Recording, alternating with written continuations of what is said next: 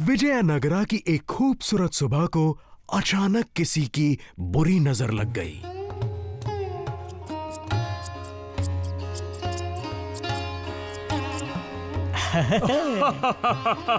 ओ तेनाली,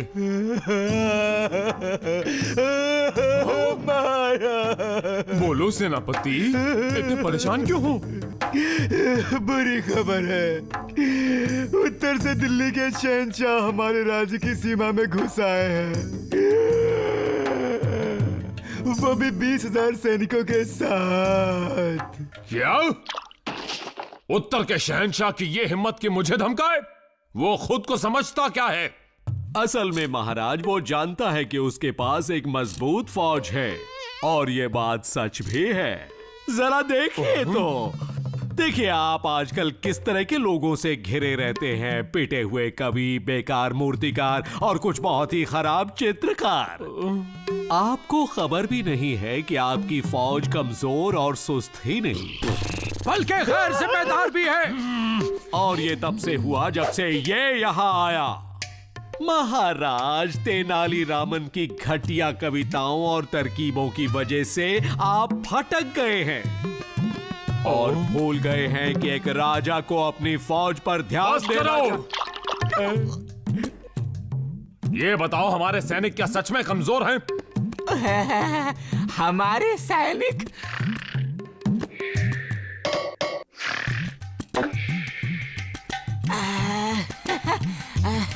मेरे लड़ाकू हाथी, लड़ाकू हाथी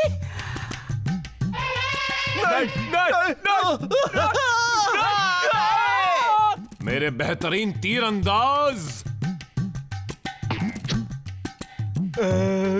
कुछ खास नहीं। ये कैसे हो सकता है? जब मेरी फौज में ही दम नहीं तो मैं उनसे क्या मुकाबला करूंगा? मैं अपना राज्य खो दूंगा। ऐसा कुछ नहीं होगा महाराज। मैं जाकर शहंशाह से बात करता हूँ, हो सकता है बात करने से सब ठीक हो जाए। क्या? आप इसे कैसे भेज सकते हैं? यही तो इस सब के लिए जिम्मेदार है। मैं तो कहता हूँ कि राज्य की सेना को कमजोर बनाने के षड्यंत्र के लिए इसे खत्म कर दिया जाए। खामोश राजगुरु, जब देखो शिकायत करते रहते हो। मक्खी मारो, मुझे नहीं। इन पर ध्यान मत दो। रुक जाओ, मैं तुम्हें छोड़ूंगा नहीं। आगे जाओगे कहाँ? जल्दी जाओ रुको। और मेरे राज्य को बचा लो। अपने कंधों पर पूरे राज्य को बचाने की जिम्मेदारी का भार उठाकर तेनालीरामन बिना झिझक के शहंशाह से मिलने चल पड़ा। ये कौन आ रहा है? मैं विजयनगरा के महाराजा कृष्णदेवराया द्वारा भेजा हुआ एक मामूली दूत हूँ। उन्होंने आपके लिए शांति का प्रस्ताव भेजा है, ओ उत्तर के महान शहंशाह। शांति? हाँ, अब आएगा मजा। कहाँ पर है? ये आप क्या कर रहे हैं? समझौता कर रहे हैं? बिल्कुल नहीं, हम तो जंग से पहले इनके साथ खिलवाड़ करना चाहते हैं। मैं ऐसी मांग रखूंगा जिसे वो कभी पूरा नहीं कर पाएंगे और फिर हम हमला कर देंगे। ठीक है तो सुनो, अगर तुम्हारे महाराज शांति का प्रस्ताव रख रहे हैं तो हम उसे ठुकराएंगे नहीं, लेकिन हमारी भी कुछ शर्तें हैं। तुमने वो महान गाथा पढ़ी है, महाभारत? जी शहंशाह, वो एक बहुत बड़ी गाथा है जिसमें 18 पर्व और हजारों कविताएं हैं। बहुत अच्छे दूत, जितने ना समझ दिखते हो उतने हो नहीं। तो सुनो, तुम्हें एक नई महाभारत लिखनी होगी और इस नई कहानी के नायक हम होंगे। तुम्हें उसे 1 हफ्ते में पूरा करना होगा और उसमें हमारी, सिर्फ हमारी ही हुकूमत की तारीफ होनी चाहिए। अगर तुम कामयाब हुए तो हम शांति का प्रस्ताव कबूल कर लेंगे, लेकिन अगर नाकाम रहे तो मेरी फौज तुम्हारे राज्य को तहस नहस कर देगी। अब जाओ, अपने महाराज को जाके हमारी शर्तें बता दो।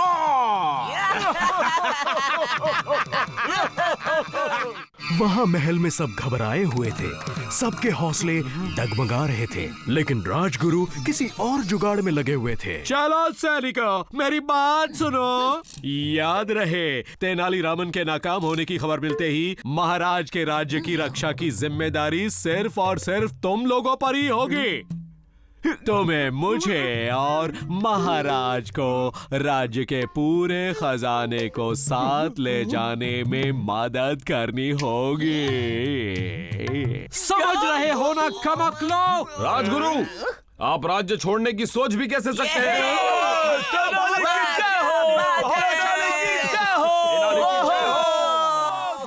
रामन, तुम आ गए। मेरे लिए अच्छी खबर लाए हो ना रामन? तेनाली ने कृष्णदेवराया को शहंशाह की शर्त के बारे में बताया, लेकिन उसके बाद वो और निराश हो गए। रामन, ये क्या कर दिया?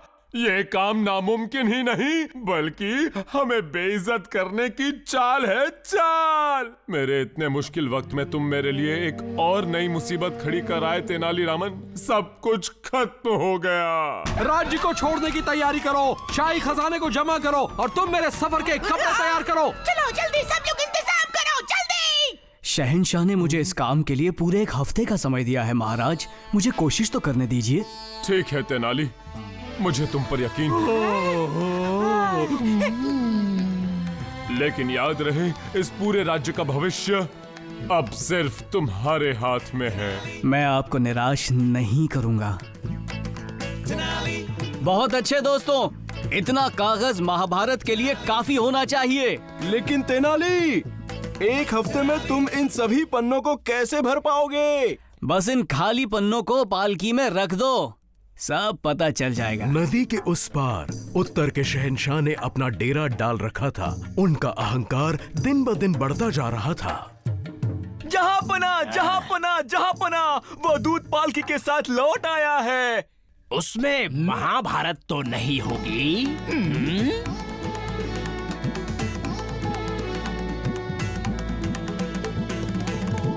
शहंशाह आला, मेहनत मशक्कत करने के बाद मैं उस महान गाथा को लिख पाया। बेशक ये वाली लिखी गई है आप पर।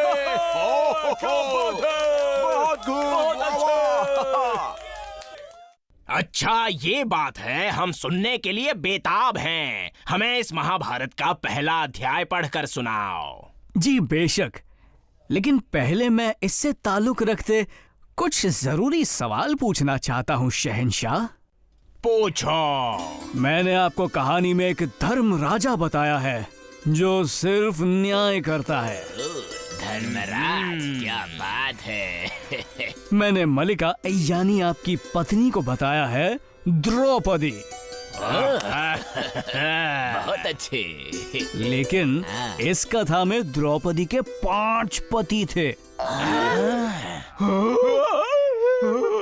जी हाँ, 5 पति। तो मैं ये फैसला नहीं कर पा रहा हूँ कि बाकी 4 पति कौन होंगे, इसलिए मैंने कुछ पन्ने खाली छोड़ दिए हैं। बस यही पूछना था। 5 पति? मेरी पत्नी के? हाँ, 5 पति। अगर आप उनके नाम मुझे बता दें तो मैं जल्द ही कथा को पूरा कर दूंगा। तो बताइए ना शहंशाह आला।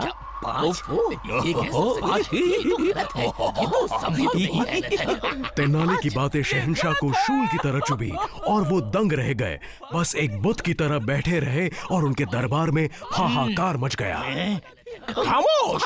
मेरा हाथ नजर नहीं आ रहा। मैंने कहा खामोश। मैं चाहता हूँ इस कथा को जला दिया जाए इसी वक्त।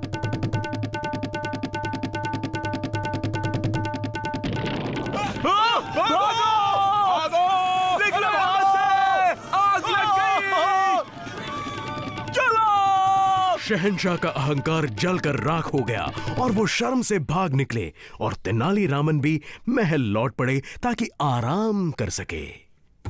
वाह तेनाली, तुमने कर दिखाया। शहंशाह आखिरकार शर्म के मारे भाग ही गया और मेरा राज्य अब फिर से सुरक्षित है। और उसकी वजह है सिर्फ और सिर्फ कुछ खाली पन्ने। अच्छा राजगुरु, इस बारे में कुछ कहना चाहेंगे? कमाल हो गया महाराज, मैं जानता था कि ये तरकीब काम करेगी। अब बिल्कुल।